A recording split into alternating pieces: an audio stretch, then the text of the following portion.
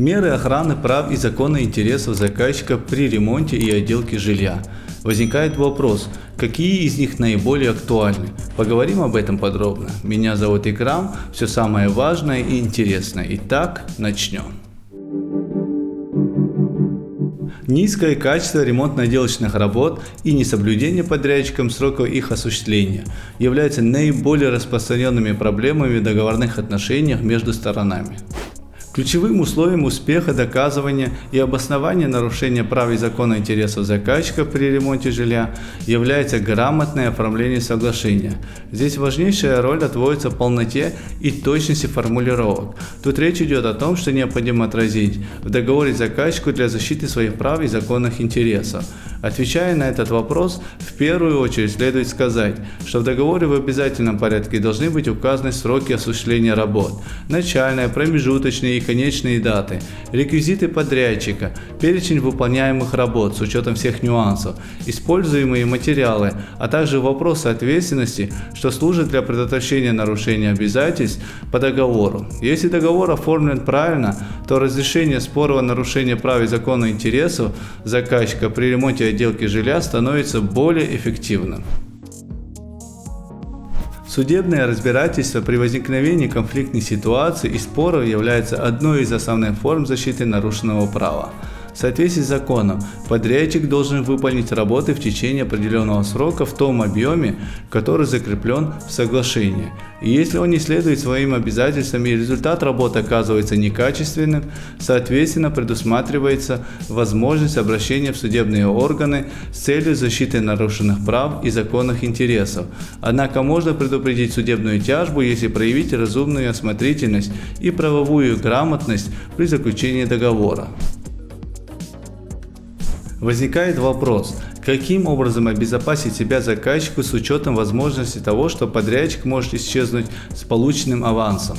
В данной связи рекомендуется не передавать какие-либо авансы до заключения соглашения.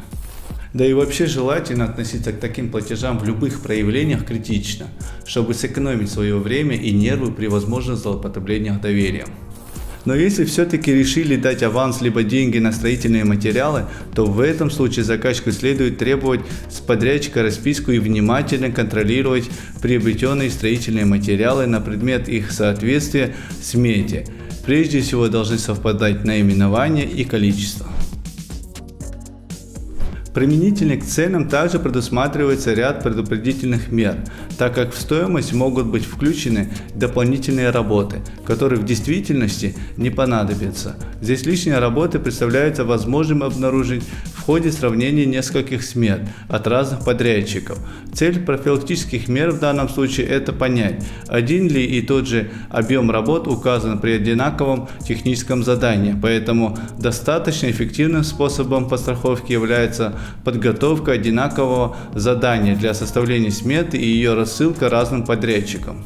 Здесь особо пристальное внимание следует обратить в том числе на такие пункты сметы, как, например, дополнительные расходы, прочие, непредвиденные затраты и прочие расходы. Именно в этих пунктах могут наличествовать так называемые приписки. В итоге, в качестве предупредительной меры выступает требование до утверждения сметы документального подтверждения в будущем расходу, которые были внесены в упомянутые пункты.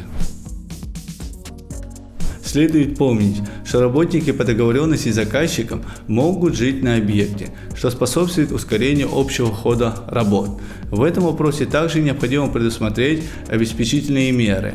В первую очередь они касаются прописывания правил поведения работников и их ответственности. Поэтому рекомендуем затребовать у подрядчика список его сотрудников, находящихся на объекте. В ходе ремонта производят различные работы, каждый вид которых должен иметь стандарт качества, согласованный и понятный обеим сторонам договора.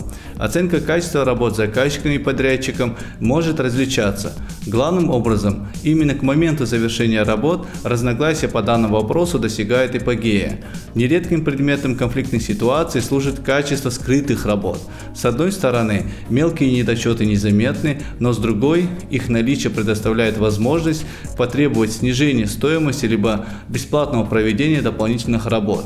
В связи с тем, что все потребители оценивают качество ремонтных и отделочных работ субъективно, то при отсутствии согласованного стандарта качества избежать споров при приемке результатов работ будет практически нереально. По этой причине корректно составленное соглашение на ремонт или отделку жилья должно включать в себя перечень требований к работам. Что касается общих работ, то требования к ним можно почерпнуть из СНИПов, указав в договоре на обязательность их применения. Таким образом, согласование стандартов является одной из важнейших предупредительных мер. Достаточно часто в процессе выполнения ремонтных работ обнаруживается, что у подрядчика отсутствуют необходимые инструменты или расходные материалы. Либо другая, порой встречающаяся ситуация, при которой заказчикам приходится платить за ремонтно-отделочные работы намного больше оговоренной суммы из-за приобретения подрядчиками в процессе дополнительного инвентаря. Профилактической мерой в данном случае является составление списка материалов и инструментария, а также его оформление в виде приложения к соглашению с отчетливой фиксацией, что подрядчики не вправе требовать оплаты приобретения иных предметов, поэтому необходимо принять решение о том, кто именно будет осуществлять закупку всех требуемых для осуществления подрядных работ материалов и доставлять их до соответствующего объекта. При передаче материала и инструментов необходимо составить акт приема передачи. Тут опись можно не составлять. Вместо этого достаточно будет использования копии товарного чека, который подписывается обеими сторонами. Обращаю ваше внимание, что ключевой мерой охраны интересов заказчика выступает указание в договоре о том, что подрядчик несет ответственность за сохранность материалов и инвентаря. Поэтому подобные моменты требуется обговаривать заранее и закреплять их в соглашении. Наконец, применительно к обеспечительным мерам важное значение имеет страхование результата подрядных работ.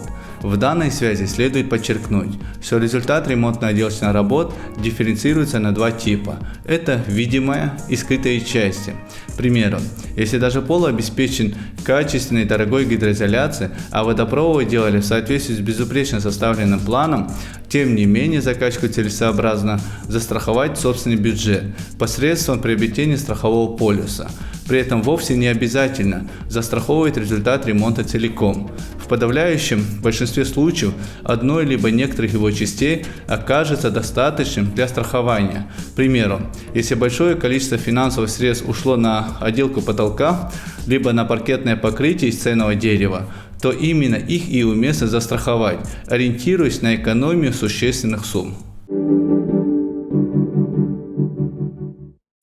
Подводя итоги, необходимо отметить, что у заказчика имеется достаточно полноценный арсенал способов охраны своих прав и законных интересов при ремонте жилья с опорой на правовые меры, в том числе предупредительные. Обладая рядом преимуществ, эти меры ориентированы на то, чтобы достичь взаимопонимания сторон и обеспечить выработку договоренностей, устраняющих разногласия и позволяющих продолжать договорные отношения либо выйти из них при необходимости, при этом сохранив баланс интересов без лишних издержек. В любом случае решение по всем этим и другим вопросам принимать только вам, и чтобы не ошибиться, обязательно держите в поле зрения правовую сторону вопроса. На этом у меня все, до новых встреч.